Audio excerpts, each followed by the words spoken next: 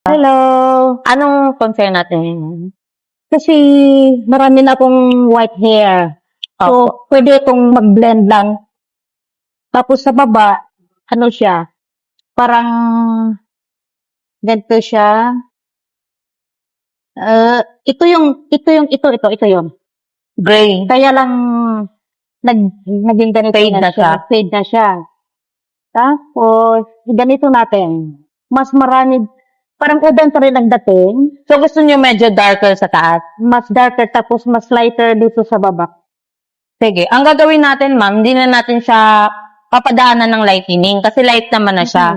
Ang gagawin natin, ika-cover na lang natin yung white hair mo. Okay. Medyo darker dito and dito, nasa mga light gray dito sa baba. So, pwede tayong mag-dark gray, dito light gray na. Okay. Kasi pag pinadaanan pa kasi ito natin, ma'am, ng...